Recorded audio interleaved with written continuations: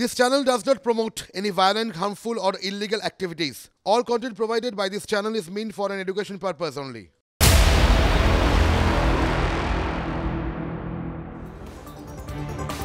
বিরতির পর আরো একবার প্রেস কর্নারে স্বাগত। আপনাদের সঙ্গে আমি মঞ্জিরা, আমি তনিষ্ঠা রয়েছি আপনাদের সঙ্গে। এই মুহূর্তে আরো একটা ব্রেকিং নিউজ। শাহজাহান শিবু উত্তমদের বিরুদ্ধে ক্ষোভে ফুঁসতে সন্দেশখালী পথে নেমেছেন মহিলারা। লুটপাট, হুমকি, হুঁশিয়ারির অভিযোগকে ছাপিয়ে বড় হয়ে উঠেছে মহিলাদের সম্মান নিয়ে ছিনিমিনির অভিযোগ। দুবার ঘুরে গেছে জাতীয় মহিলা কমিশন, রাজ্যের মহিলা কমিশনও সন্দেশখালীর মহিলাদের অভিযোগ শুনেছে। সরেজমিনে রাজ্য মহিলা পুলিশের দলও। কিন্তু বিরোধীদের প্রশ্ন, কোথায় রাজ্যের শাসক শিবিরের মহিলা নেত্রীরা?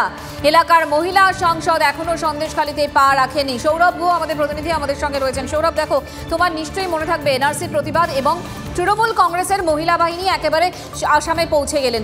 বা ধরো অন্য রাজ্যে মহিলার প্রসঙ্গে কোনো রকম ইস্যু যদি হয় তাহলে এ রাজ্যের সংসদীয় মহিলা টিম সেখানে পৌঁছে যান। কিন্তু সন্দেশখালী, সেখানে কেউ এখনো পর্যন্ত গেলেন না। এবং বসিরহাটের সাংসদ, তিনি নিজেও তো একজন মহিলা, তিনিও গেলেন না। প্রশ্নগুলো উঠছে, প্রশ্নগুলো তুলছে বিরোধীরা।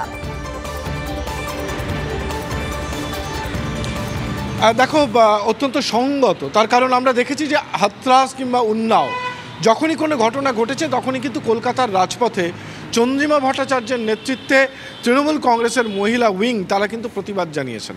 এবং একই সঙ্গে যখন মহিলা নির্যাতনের ঘটনা কোথাও ঘটেছে সেখানে কিন্তু তাদের যে পরিষদীয় দলের টিম, সাংসদদের টিম সেখানে পৌঁছেছে। সেই নিয়ে আসামের ঘটনা বলো, ত্রিপুরার ঘটনা বলো, সেইখানে আমরা সক্রিয় ভূমিকা দেখেছি তৃণমূল কংগ্রেসের মহিলা উইংয়ের। কিন্তু সন্দেশখালী নিয়ে সামগ্রিকভাবে তৃণমূল কংগ্রেস ষড়যন্ত্রের তত্ত্ব সামনে আনছেন। এখনও পর্যন্ত বীরবাহা হাসদার, রাজ্যের মন্ত্রী, যিনি সন্দেশখালী বিধানসভা কেন্দ্রের অন্তর্গত ভোলাখালীতে তৃণমূল কংগ্রেসের কর্মীদের সঙ্গে মিট করেছিলেন তৃণমূলের শীর্ষ প্রতিনিধি দল, সেই প্রতিনিধি দলে বীরবাহা হাসদা ছিলেন। কিন্তু সামগ্রিকভাবে এই নির্যাতনের ঘটনায় যখন গোটা বাংলা সরব, তখন কিন্তু মহিলা উইংকে সন্দেশখালীতে যে ফ্যাক্ট ফাইন্ডিংয়ের জন্যও তারা যেতে পারতেন, সেটাও কিন্তু যে দেখা যায়নি। নিঃসন্দেহে বিরোধীরা এটা নিয়ে প্রশ্ন তুলছেন এবং প্রশ্ন তুলবার কতগুলো বাস্তব ভিত্তি বোধহয় রয়েছে। মঞ্জুরা, সৌরভ, আপাতত তোমাকে ধন্যবাদ। বিরোধীদের কথা আমরা বললাম, কি বলছেন বিরোধীরা? রাজনৈতিক প্রতিক্রিয়া পেয়েছি আমরা, শুনুন। সন্দেশখালী নয়, শুধু আমি বলবো সন্দেশখালীর সাথে সাথে আপনারা হাওড়ার পাঁচলার দিকেও ক্যামেরাটা ঘোরান। সেখানেও মহিলাদের উপর যে ধরনের অত্যাচার হচ্ছে, জমি কেড়ে নেওয়া হচ্ছে, মহিলাদেরকে রাতে গিয়ে মারা হচ্ছে, এ তো গোটা রাজ্যটাকে দেখে মনে হচ্ছে মহিলাদের জন্য একটি শোষণ যন্ত্রে পরিণত হয়ে গেছে। আর সন্দেশখালী তো গোটা ভারতবর্ষ নয়, বিদেশে এখন আলোচনা হচ্ছে যে সন্দেশখালীতে মহিলাদের উপর যে ধরনের অত্যাচার হয়েছে এবং তার যে অভিযোগ এসেছে, লজ্জার বিষয় আমাদের বাঙালি হিসেবে।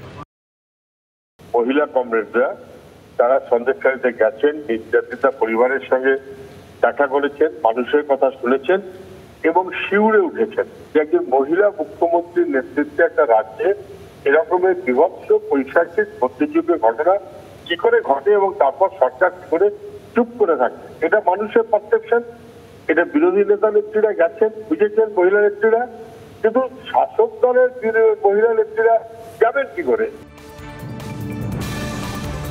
বিরোধীরা যখন এতটাই সরব, তখন শাসক দল তাদের কি যুক্তি? শুনুন কুণাল ঘোষের বক্তব্য। ওখানে তো আমাদের মহিলা নেত্রীরা তো আছেন, পার্থভৌমিকরা গেছিলেন, আমাদের সুজিত বসু, বীরবাহা গেছিলেন, বীরবাহা তো ওখানে ছিলেন। তিনি তো একজন সংবেদনশীল মন্ত্রী, মহিলা। তো সন্দেশখালীতে তো বীরবাহা একজন যোগ্য নেত্রী, সংগঠক, তিনি গেছেন, মহিলাদের সঙ্গে কথা বলেছেন।